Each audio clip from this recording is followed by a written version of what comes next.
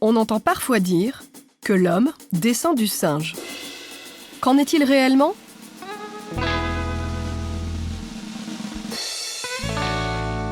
Allons voir les chiffres. Depuis plus d'un siècle, un peu partout dans le monde, les fouilles archéologiques ont mis au jour des ossements de diverses espèces de primates, dont ceux d'hominidés. On parvient à les dater avec une précision de plus en plus grande.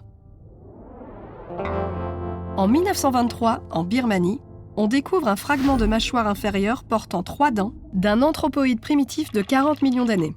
On le baptise Amphipithecus mogonjensis. En 1948, sur l'île de Rusinga dans le lac Victoria, en Afrique de l'Est, une moitié de crâne, des mâchoires et des dents, datées de 20 millions d'années, marque la découverte de l'un des plus anciens singes sans queue que l'on connaisse, le Proconsul africanus. En 1956, des restes de Dryopithecus fontani, à Saint-Gaudens en France, sont datés de 12,5 millions d'années. En 1974, sur le site de Hadar en Éthiopie, le squelette presque complet d'une australopithèque de 3,2 millions d'années devient célèbre sous le nom de Lucie.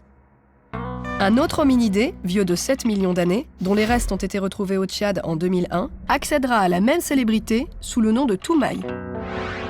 En 2017, des fossiles d'Homo sapiens, exhumés sur le site de Djebel Iroud au Maroc, sont datés de moins 300 000 ans.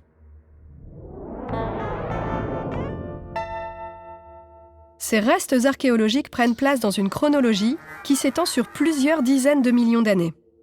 Leur analyse morphologique, ainsi que les comparaisons génétiques entre l'homme actuel, les grands singes modernes et certains fossiles, ont permis de reconstituer l'arbre généalogique des primates. On peut y lire les principales divergences entre les différentes lignées de grands singes. Celle menant au gibbon actuel il y a 20 millions d'années, celle menant aux orang-outans il y a 16 millions d'années, ou encore celle menant aux gorilles actuels il y a environ 10 millions d'années. On peut y voir également que le dernier ancêtre commun entre la lignée humaine et la lignée des bonobos et des chimpanzés, avec qui nous partageons aujourd'hui 98,5% de nos gènes, remonterait à environ 8 millions d'années. Dans cette généalogie, il est parfois difficile de déterminer qui est homme et qui est singe, mais il est en tout cas inexact de dire que l'homme descend du singe. Il est bien plus juste de constater simplement que l'homme actuel et les singes modernes ont un ancêtre commun.